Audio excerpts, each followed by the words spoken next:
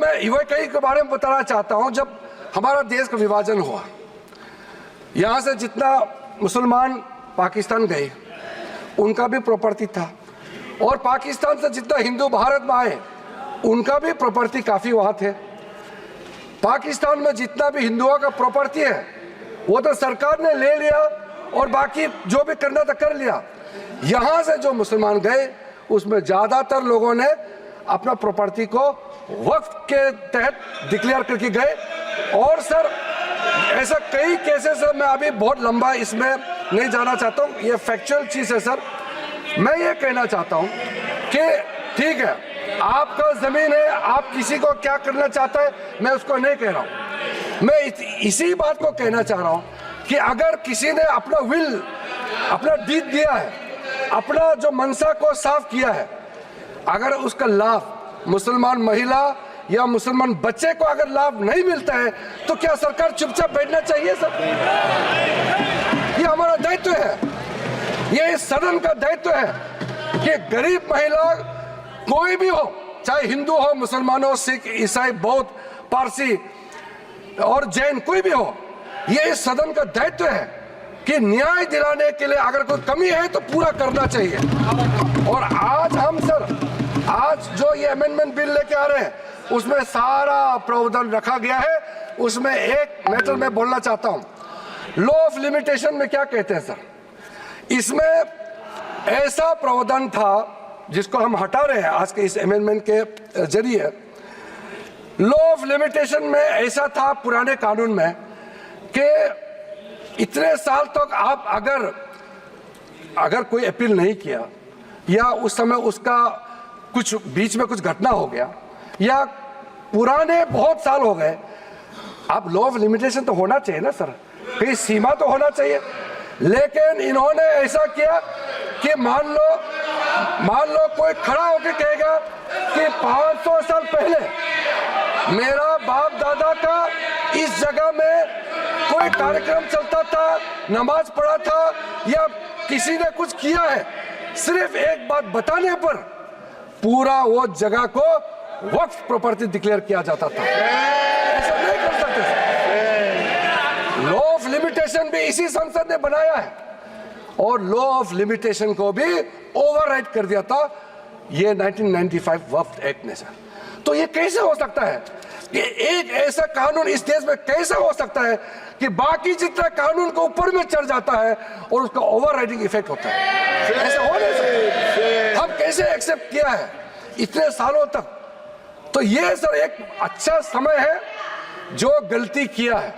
ठीक है, इंसान से गलती हो जाते हैं, और पार्टियों ने भी गलती किया होगा, कांग्रेस पार्टी ने, बाकी पार्टी ने। आज सुधरने का समय है, तो हम सुधर ला रहे हैं। गलतियां हुई हैं, लेकिन जो सुधरते समय कम से कम आप विरोध ना करें सर। और sir section 108 special provision under vehicle property act 1950, उसको सर हम लोग हटा रहे हैं, क्योंकि ऐसा सेक्शन हमारा देश का किसी कानून में, किसी भी स्टैट्यूट बुक में नहीं रहना चाहिए सर। उसके बाद सर उसके बाद मैं कुछ ऐसा इश्यूज पे जाना चाहता हूं जिससे हमारे सारे सदन को सुन करके उनको कन्विंस होगा सर। सर आप सर इनको थोड़ा चुप करें, बीच बीच में इस तरह का कहना, सीनियर मेंबर है सर। अब हम सर बड़ा विषय पे जाना चाहता हूं सर। ये हमने जो कंसल्टेशन का प्रोसेस किया है, मैं पुराने दिनों के बारे में नहीं कह रहा हूं, 2014 के बाद कितने लोगों से, हजारों लाखों लोगों से, या तो मंत्रालय के ओर से जाके उनके साथ कंसल्टेशन किया, या वो रिप्रेजेंटेशन लेकर के मंत्रालय में आए और उनके बात को हमने सुना है सर। पिछले एक साल के अंदर में, पिछले सिर्फ एक साल के अंदर में online complaint 194 complaints related to encroachment and illegal transfer of Waqf land एक साल के अंदर में, और 93 complaint against Waqf board officials and 279 एक जनरल कंप्लेन ये ऑनलाइन हमारे पास में पोर्टल में आया है सर। उसके बाद सर आज सर ये एक समुदाय का बात मुसलमानों को गुमराह करके यह बात रखा जा रहा है। कल देर रात तक मेरे पास में मुसलमानों का डेलीगेशन आते रहा और हमसे पहले भी कितने लोग मिले हैं। और इसको आप ये सोचते हैं कि क्या सर ये क्या बोहराज कम्युनिटी का संख्या कम है, इसके लिए ये महत्व नहीं देंगे क्या? सर अहमदिया ये कम संख्या है इसलिए क्या उनका सोच उनका प्रॉब्लम्स का नजरअंदाज करेंगे सर आगा खानी संख्या कम है क्या उसके बात को नहीं सुना जाना चाहिए सर? एक कम्युनिटी डोमिनेशन करके अगर छोटे छोटे लोगों को कुचल देंगे तो फिर हम इस सदन में बैठ करके हम न्याय कैसे दे सकते हैं? इसलिए ये एक तरफा आवाज उठा करके पूरा मुसलमान के नाम से ये लोग एक तरफा ये कुछ चंद लोगों का आवाज यहाँ आज बुलंद कर रहे हैं इस सदन में सर